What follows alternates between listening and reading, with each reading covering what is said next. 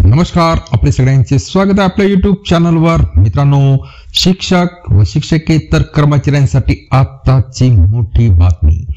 वेतन अधीक्षकांचे शिक्षकांकरता व शिक्षकेतर कर्मचाऱ्यांकरता नवीन आदेश।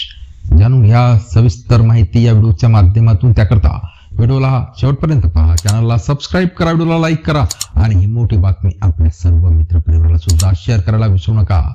तर मित्रांनो, शालार्थ आयडी व मान्यता बोगस घेऊन शासनाचे वेतन घेणाऱ्या शिक्षक शिक्षकेतर कर्मचाऱ्यांचा शोध घेतला जाणार आहे।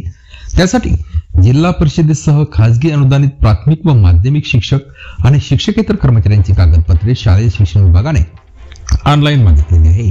त्यासाठी 30 ऑगस्ट पर्यंत मुदत देण्यात आली आहे।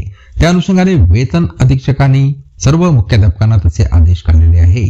नागपूर जिल्ह्यातील अनेक शिक्षकांनी शिक्षण अधिकाऱ्यांची मान्यता व शालार्थ आयडी बनावट जोडून शासनाचा पगार घेतल्याची बाब पडताळणीतून समोर आलेली आहे। त्यानंतर राज्यातील बहुतेक जिल्ह्यांमध्ये असे प्रकार झाल्याचा संशय शालेय शिक्षण विभागातील वरिष्ठ अधिकाऱ्यांना आहे। त्यासाठी शासनाने पुण्याचे विभागीय आयुक्त डॉक्टर चंद्रकांत तुलकंडवार यांच्या अध्यक्षतेखाली तिघांची विशेष समिती नियुक्त केलेली आहे।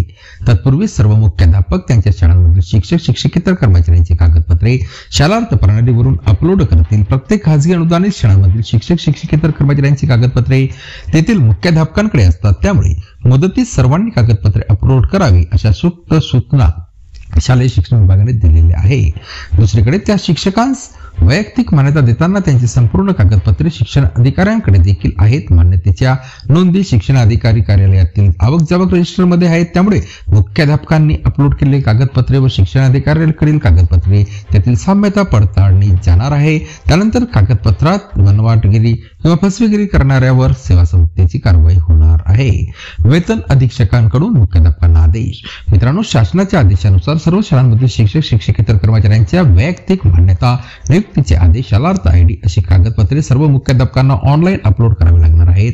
वेतन अधीक्षकांनी तसे आदेश सर्व शाळांच्या मुख्याध्यापकांना काढलेले आहेत। त्यानुसार मुख्याध्यापकांनी मुदतीत ही कार्यवाही करायची असून त्या अनुषंगाने बुधवारी 13 तारखेला शिक्षण संचालक उपसंचालकांनी निर्देश दिलेले आहे। पुन्हा भेटूया नवीन अपडेट घेऊन, तोपर्यंत धन्यवाद।